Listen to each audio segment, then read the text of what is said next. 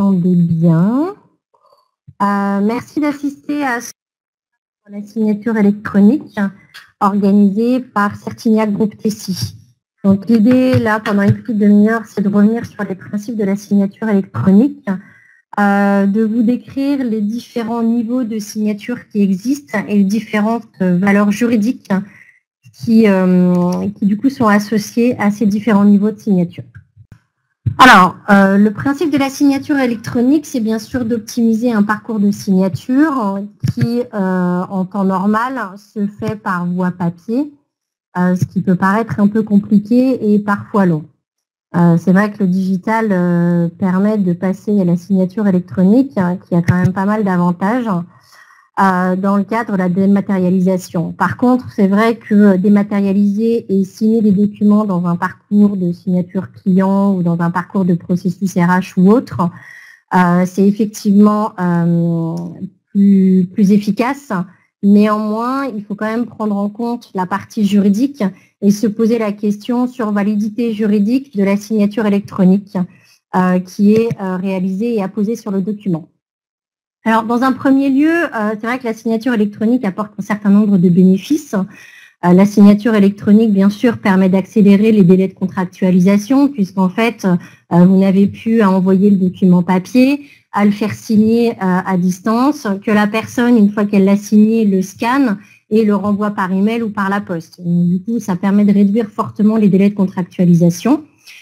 Du coup, ça permet d'optimiser les processus métiers puisque vous allez beaucoup plus vite. Alors, ça peut être des processus métiers liés à la RH pour tout ce qui est signature de contrat collaborateur. Ça peut être des processus métiers liés à la relation client, donc optimisation du parcours client. Des processus métiers liés à la DAF avec optimisation du parcours fournisseur. Et puis après, ça peut être d'autres processus métiers internes, typiquement des processus de validation en interne d'un département à un autre sur des notes de frais ou tout type de validation interne qui nécessite non seulement une validation, mais également une signature électronique. Bien sûr, ça permet de réduire les coûts puisque vous allez vous affranchir de tout ce qui est impression papier du document, envoi éventuel postal par la poste et puis archivage physique. D'autre part, la capacité de la signature électronique a d'autres avantages qui est celui d'augmenter la sécurité et la fiabilité des documents signés puisque au préalable, on va vérifier que l'interlocuteur qui signe est bien la bonne personne qui signe. Donc, il y a tout un niveau de sécurité sur la vérification, l'authentification du signataire qui se fait, ce qui n'est pas forcément le cas sur un document papier qui est signé à distance. Et puis, bien sûr, de simplifier et de supprimer l'archivage du document, notamment sur sa partie, sur l'archivage physique du document papier qui peut être assez coûteux et qui peut être aussi compliqué lorsqu'il s'agit de rechercher un document numérique, un document physique, pardon. Alors, pourquoi les entreprises aujourd'hui vont toutes passer à la signature électronique ? On a eu une première vague de signature électronique qui était principalement sur de la signature de documents digitalisés. L'avantage, c'est qu'effectivement, ça optimise les processus métiers. Néanmoins, c'est pas très sécurisé. Donc, de plus en plus, on passe sur un modèle de signature électronique sécurisé qui devient en fait la norme.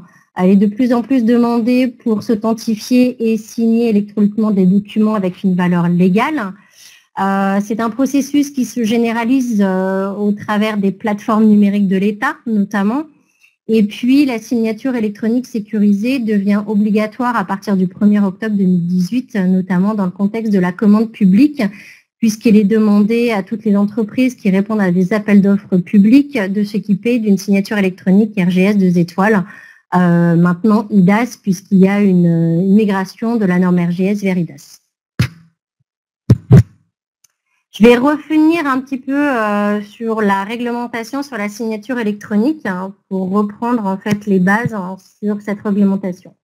Alors, la signature électronique, il y a deux normes qui l'encadrent. La première norme, c'est la norme IDAS, qui est la norme européenne, qui permet en fait de donner une validité juridique à un document signé électroniquement qui a la même valeur juridique sur les 28 pays États membres. Donc, c'est vraiment un principe d'interopérabilité sur la validité de la signature électronique.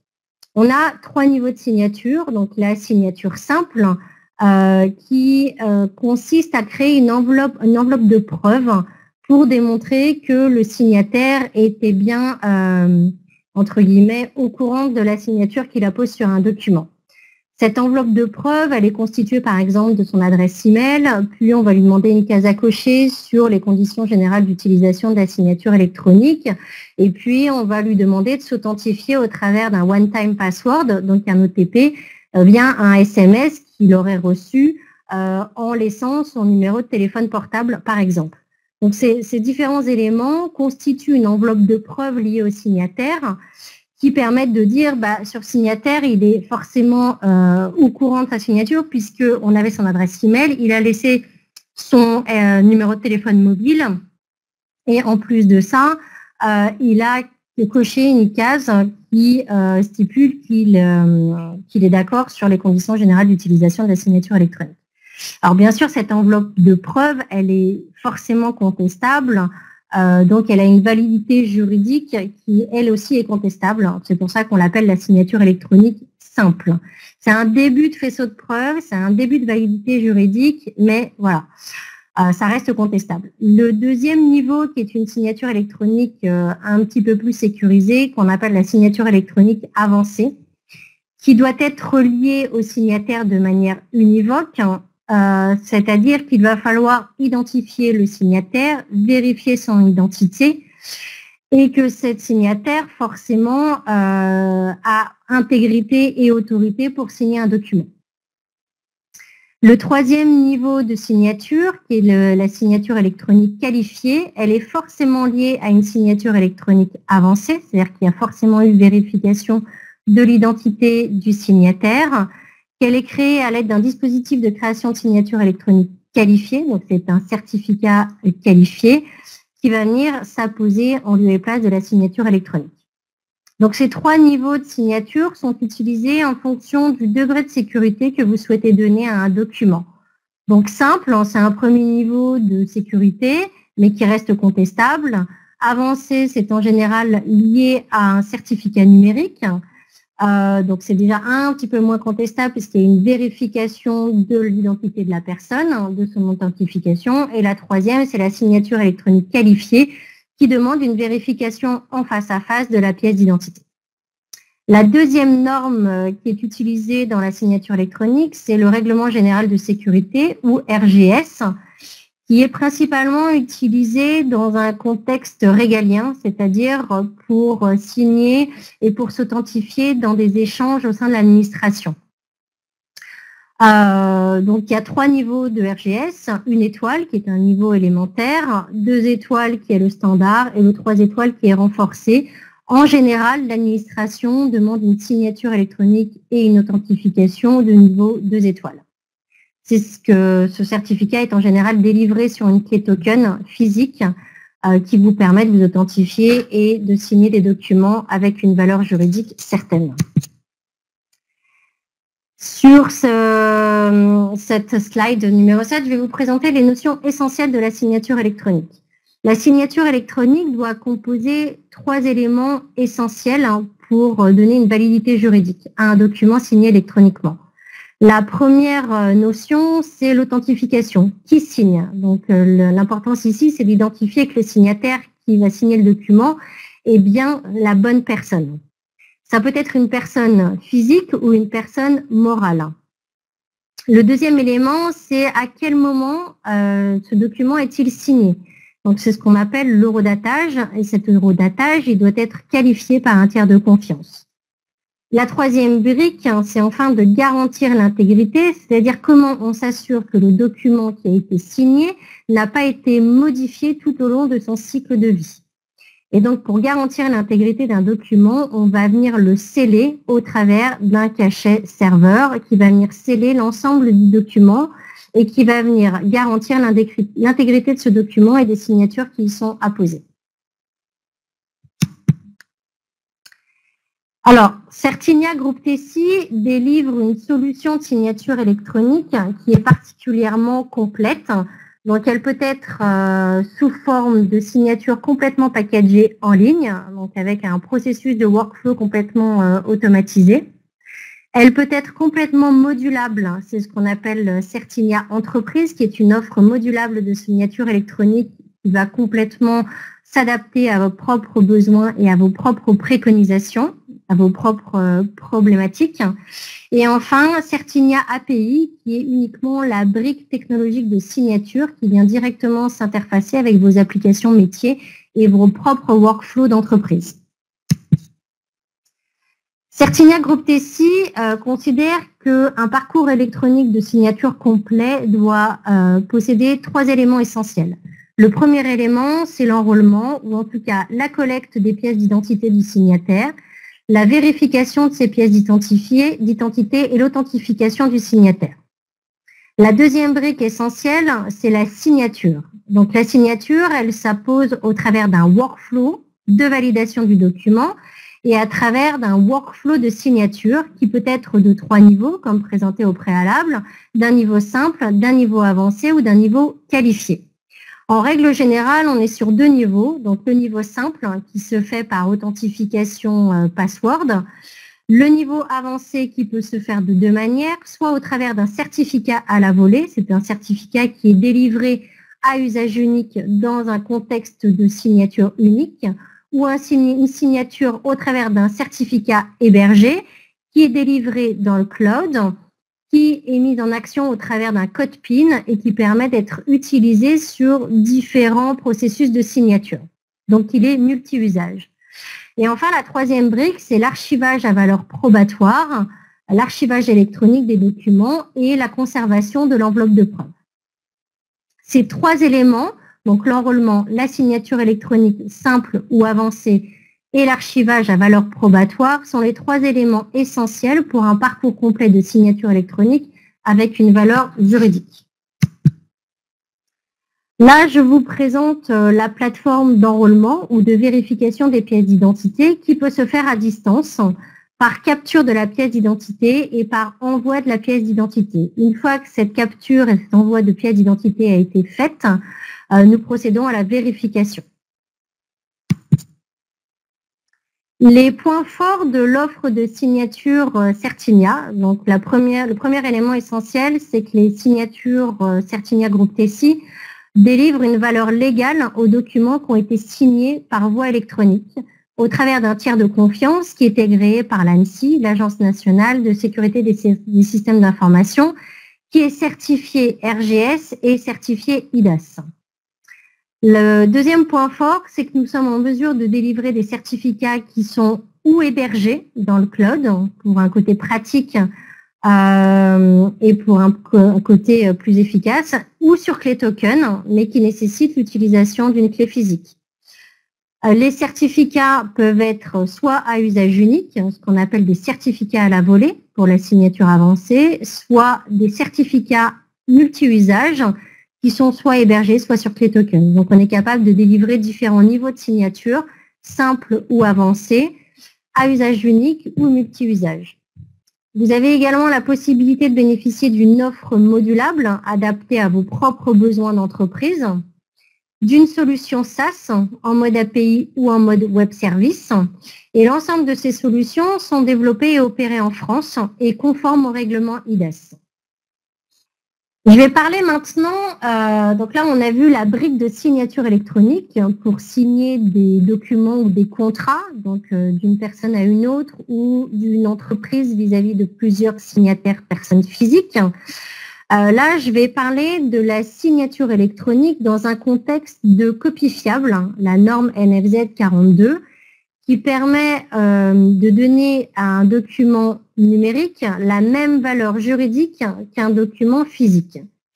L'idée, c'est de dire, pour que je puisse m'affranchir d'un document physique, avec toutes les contraintes que ça représente, un document physique, à savoir, il faut l'imprimer, il faut l'archiver, ce qui a un coût et ce qui nécessite des capacités de stockage. Si vous voulez vous affranchir de ces documents physiques, de ces originaux papier, vous allez devoir transformer ce document physique en document numérique. Donc ça, c'est la première étape.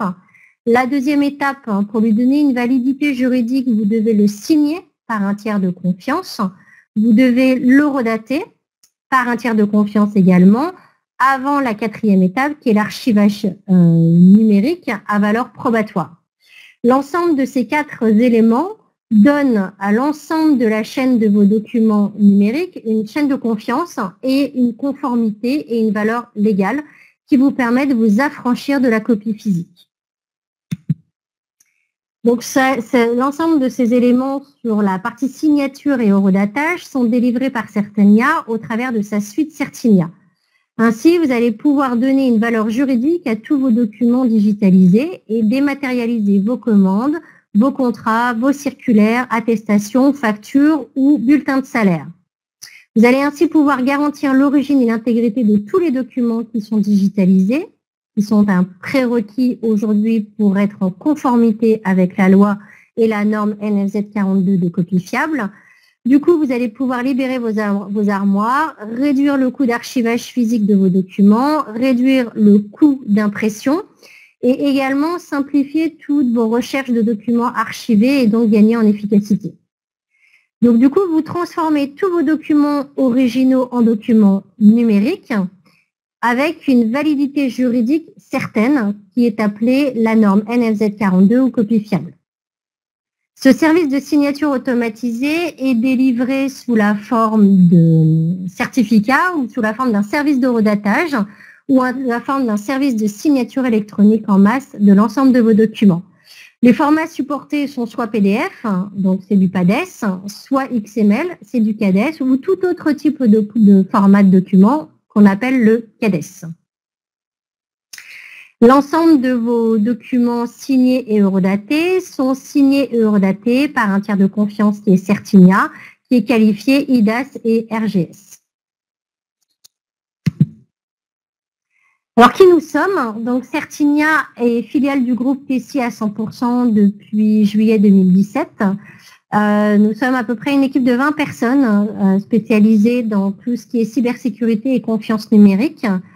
Le groupe Tessie est un groupe qui pèse 430 millions d'euros de chiffre d'affaires, qui représente 7000 personnes dans le monde et qui est spécialisé sur tout ce qui est digitalisation des parcours métiers sur les fonctions RH, DAF et relations clients. Certinia maîtrise l'ensemble de son ingénierie logicielle. L'ensemble de nos data centers sont hébergés en France. Nous avons plus de 10 000 clients, entreprises et administrations en Europe.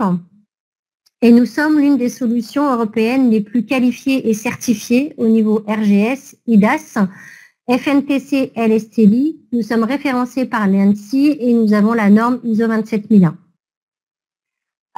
Pour tout ce qui est vérification en face à face de l'authentification des personnes et de la pièce d'identité des interlocuteurs, personnes physiques ou personnes morales, nous utilisons les huissiers de justice comme autorité d'enregistrement déléguée. Donc, nous travaillons aujourd'hui avec plus de 450 bureaux d'enregistrement représentés par les huissiers de justice en France et en Outre-mer. Nous avons également une présence internationale grâce à la présence internationale du groupe Tessie.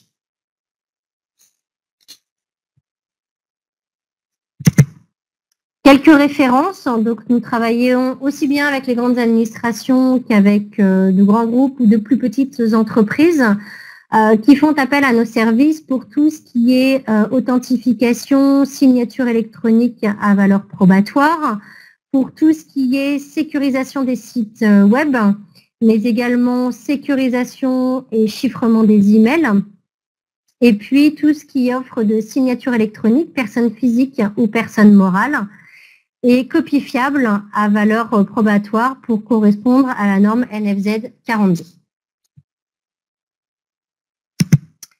Voilà, donc je vous ai présenté assez rapidement pour tenir les délais, donc les différents niveaux de signature électronique. Donc si vous avez des questions, n'hésitez pas à les poser ou à nous contacter par email, contact@certinia.com pour toutes les questions que vous pourriez avoir tant sur la validité juridique des signatures électroniques que pour vos besoins de signature électronique en interne sur la partie RH, DAF ou relations clients.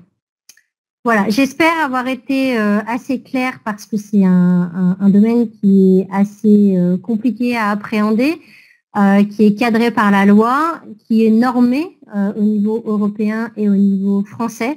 Donc, j'ai essayé d'être le plus simple possible pour vous permettre de comprendre assez rapidement les 3 niveaux de signature électronique et la validité juridique de ces 3 niveaux de signature électronique.